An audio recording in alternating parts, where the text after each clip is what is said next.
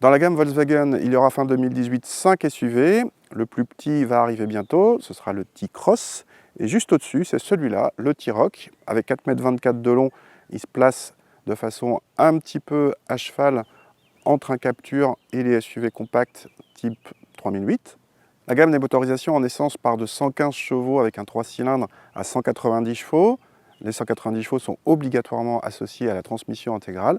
Ici, on a le 150 chevaux, donc le modèle intermédiaire, qui n'existe lui qu'en 2 roues motrices, mais laisse le choix entre boîte DSG ou boîte manuelle. L'intérieur souffle le chaud et le froid. On est agréablement surpris par les touches de couleur qui égayent l'habitacle, une rareté chez Volkswagen. D'un autre côté, on est déçu par l'ensemble des plastiques durs, surprenant quand on voit que la Polo moins chère a droit à du moussé. L'assemblage est malgré cela sérieux et l'équipement comprend d'office pas mal d'assistance à la conduite moderne en série.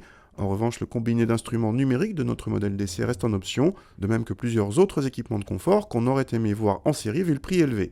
À l'arrière, l'habitabilité est très correcte vu le gabarit, suffisante pour 2 adultes sans problème, et le coffre mesuré à presque 500 décimètres cubes fait partie des points forts de la voiture.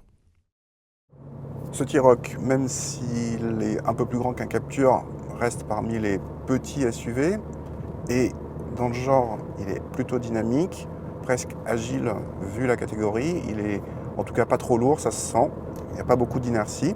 Donc sur petite route, c'est sympa. La contrepartie, c'est qu'on est clairement en manque de confort. Là, on a une configuration avec roue de 17 pouces et suspension pilotée. Et même en mode confort, c'est un peu ferme.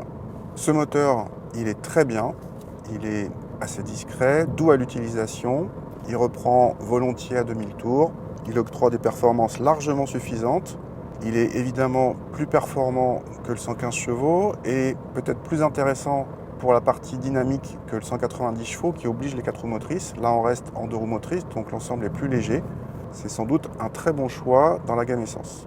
En consommation, cette version boit logiquement un peu plus qu'un Captur TCE 150 ou qu'un Arona TSI 150 équipé du même moteur, ces deux modèles étant plus petits et plus légers. En tarif, notre version de T-Roc apparaît moins prétentieuse que d'autres, avec 26 000 €, comparable à certaines versions du Captur TCE 150, mais il s'agit d'une version d'entrée de gamme pour cette motorisation sur le T-Roc, et le prix s'envolera rapidement si vous voulez équiper votre modèle décemment.